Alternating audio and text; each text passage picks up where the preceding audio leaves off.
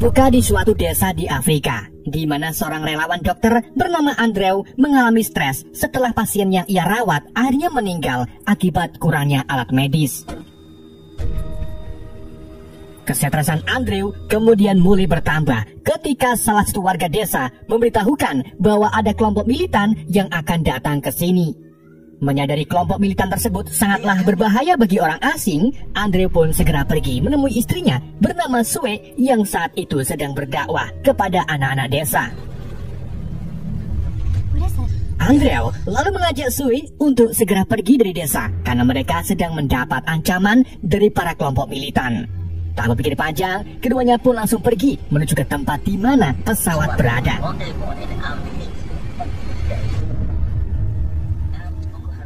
Selama perjalanan, keduanya mengobrol tentang penduduk Afrika yang masih membutuhkan tenaga medis. Andrew juga mengungkapkan kalau dirinya gagal menolong pasien gara-gara alat medis yang 1 minggu lalu ia pesan tidak datang-datang.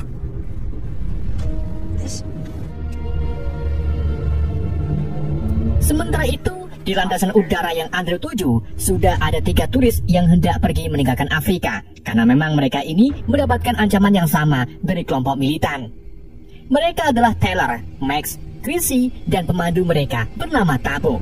Sedang pilot pesawat yang akan membawa mereka pergi bernama Grun.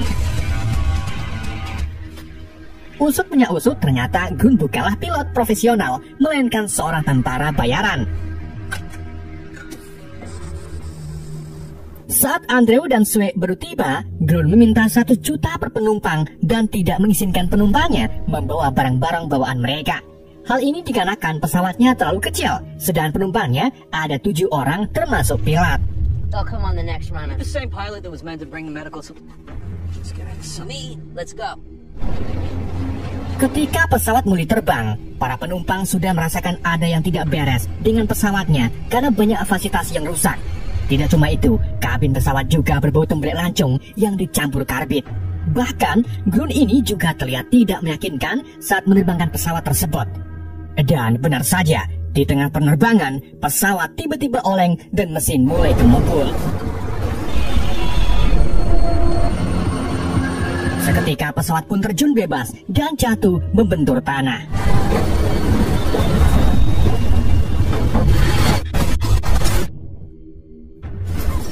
Selang tak lama, semua penumpang tersadar, kecuali Chrissy yang meninggal di tempat. Selain itu, Sue juga mengalami luka serius karena kakinya tersangkut di bangku pesawat. Andrew dan Tabo pun mencoba membantu Sue, tapi dilarang oleh Grun karena bisa mematahkan kakinya.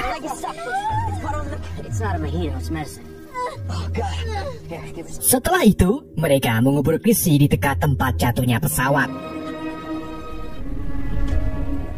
Tabo kemudian menanyakan ke Grun kenapa pesawat yang tidak layak pakai itu dipaksa untuk terbang. Namun Grun tak menanggapinya dan malah marah sambil membawa goloknya.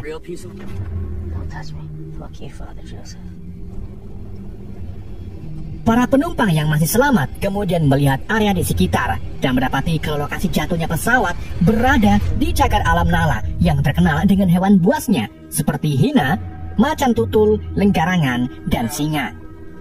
Selain itu, Grun juga menyadari kalau tadi mereka melewati sebuah sungai yang sepertinya tak jauh dari wilayah tersebut.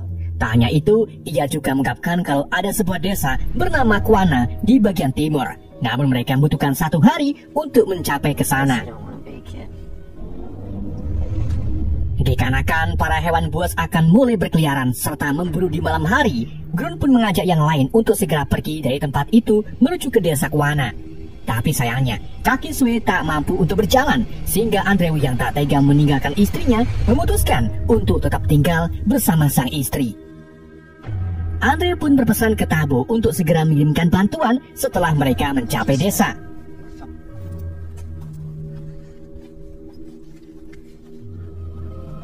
Grun, Tabo, Taylor, dan Max kemudian mulai berjalan mengikuti arahan dari Grun yang ternyata ngasal. Di tengah perjalanan, mereka juga cekcok karena merasa jalan yang diambil Grun salah. Namun, karena tak ada pilihan lain, mereka pun terus mengikuti langkah Grun. Sampai akhirnya, mereka sampai di padang pasir yang penuh dengan undur-undur. Di titik inilah mereka mulai tak kuat untuk berjalan, tapi Grun tetap menyemangati mereka. Kalau 100 meter lagi, mereka akan menemukan sungai. Look.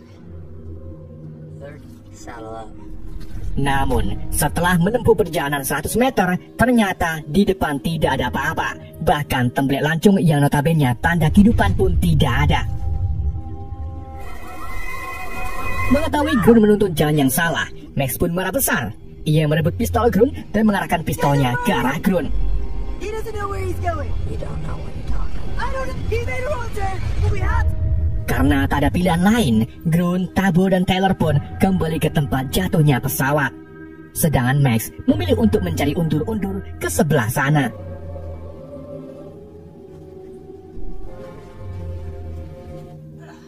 Singkat cerita, sesampainya di puing-puing pesawat, mereka menemukan sebercak darah dan tak melihat adanya Andrew serta Sue.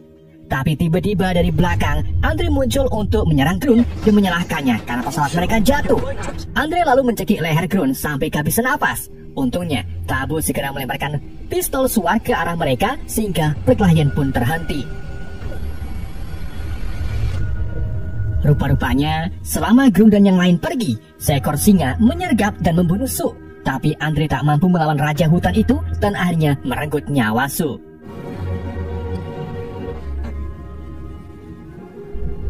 Andre lalu kembali mengungkapkan kekesalannya ke Grun karena ternyata ia diam-diam menyelundupkan beberapa tanduk badak. Itulah mengapa Grun melarang penumpangnya untuk membawa barang-barang mereka karena pesawatnya sudah keberatan muatan tanduk-tanduk tersebut. That engine blew out because you're carrying. Tak lama kemudian, mereka memilih secara random orang menggunakan koin untuk memutuskan siapa yang tinggal di kabin. Karena hanya di kabinlah mereka akan aman. Dan ternyata hasilnya Taylor lah yang kalah. Alhasil, Taylor pun diminta bermalam di luar sedangkan Grun, Tabo, dan Andrew tinggal di dalam kabin yang hanya bisa diisi oleh 3 orang. Grun kemudian mengumpulkan kayu bakar dan minta Taylor membuat api unggun karena dengan adanya api, singa tidak bisa mendekati Taylor. Ketika malam tiba, Taylor senantiasa membakar api untuk menakut-nakuti singa. Selain itu, Taylor juga menggunakan api itu untuk mendinginkan tubuh. Sementara tersebut, di sebelah sana, Max terlihat berjalan sendirian dan menembak sesuatu yang mengejarnya. Tetapi hal itu tak bertahan lama karena Max berakhir diterkam oleh singo. Taylor yang sedang berjaga di depan kabin tak kuasa menahan rasa kantuk. Untungnya, Grun keluar sebentar untuk nguyuh dan membangunkan Taylor agar tetap berjaga. Kalau tidak, singa akan makannya. Tapi tanpa Grun sadari, ternyata seekor ular Black Mamba diam-diam masuk ke kabin di mana Tabo dan Andre berada. Grun lalu kembali ke kabin untuk melanjutkan boboknya. Namun, selang beberapa jam, Grun, Tabo, dan Andre mendengar jeritan Taylor yang sudah pasti sedang berjuang melawan singa. Mau tak mau, ketiganya pun tetap berada di dalam kabin karena tak mungkin mereka melawan seekor raja hutan. Sabaran itu, ular Black Mamba menampakkan diri dan menggigit kaki Tabo. Untungnya Andre langsung sigap mengeluarkan racun tersebut sebelum menyebar ke seluruh pembuluh darah Tabo. It's coming up. You're gonna be alright. Di keesokan harinya, ketiganya keluar dari kabin dan menemukan darah Taylor berceceran di mana-mana. Dalam keadaan seperti ini, Andre sudah menyerah dan berpikir tak ada jalan lain untuk keluar. Jadi ia pun memilih tinggal di sana, sementara Grun dan Tabo memutuskan untuk melanjutkan perjalanan ke desa Kuana. Tak lama setelah berjalan meninggalkan Andrew, Grun berteriak kegirangan karena melihat mobil yang berjalan ke arah mereka. Begitu pula dengan Andrew. Namun setelah diemat-emat, ternyata mereka adalah militan Afrika yang langsung menyandra mereka sekaligus Andrew. Tabo kemudian boleh menjelaskan situasinya kepada para militan tersebut yang akhirnya diterima dengan santai. Namun, ketika salah satu anggota menemukan beberapa tanduk badak, mereka pun langsung marah besar. Mereka mencaci maki Andrew sebagai orang asing sok baik yang datang ke sini namun diam-diam mencuri harta berharga milik Afrika. Para militan itu kemudian mengancam mereka agar mengaku siapa pelaku yang menjual belikan tanduk itu. Sampai akhirnya Grun pun mengaku. Melihat Grun hendak dibunuh, Tabo pun mencoba untuk membela Grun. Namun sayangnya, ia malah berakhir ditembak.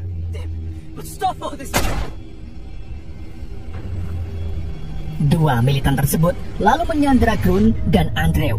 Keduanya terus dipojokkan oleh para militan dan dibiarkan berdiri di tengah terik panas hingga kehausan. Karena menganggap para sandera ini orang lemah, kedua anggota itu pun kelelengan di badan pesawat dan tak sengaja terturu. Tak berpikir panjang, Grun pun mengambil kesempatan ini untuk mengambil alih senjata mereka. Namun sayangnya mereka terbangun sehingga terjadilah perkelahian. Dalam perkelahian itu, Grun serta Andrew berhasil membunuh mereka senjata, yang membuat Andrew sedikit menyesal.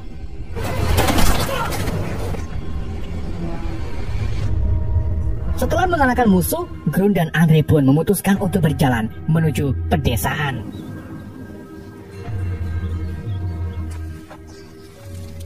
Meskipun Andrew sudah kehabisan tenaga dan tak mampu untuk berjalan lagi, tapi Grun rela membantunya untuk berdiri dan memapahnya ke batuan tinggi. Tapi dalam percobaan pertama, Andrew yang sudah lemah kemudian jatuh karena sudah tak mampu menggenggam tangan Grun. Grun kemudian sebisa mungkin membawa Andrew ke atas bebatuan karena di bawah sudah dipenuhi singa. Dari atas batuan itu, Grun melihat asap yang sudah pasti itu dari desa Kuana. Hal itu membuatnya semakin yakin kalau mereka akan selamat. Mengingat impian Sui yang ingin membantu anak-anak kecil di pedalaman Afrika, hati Grun pun terketuk dan meyakinkan Andrew untuk melarikan diri.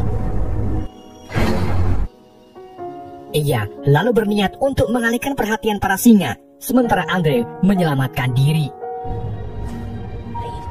Tak berpikir panjang, Grun pun langsung lari menuju ke singa-singa tersebut, sehingga membuat singa itu lari mengejar Grun lalu menerkamnya. Sementara Andrew segera berlari ke arah asap dan melanjutkan perjalanannya sendirian. Di tengah perjalanan, Andrew tak sengaja ber-meet and greet dengan dua hina yang siap untuk menyerangnya. Untungnya, dengan ajaib, hujan langsung turun dan membuat hina-hina itu berlarian.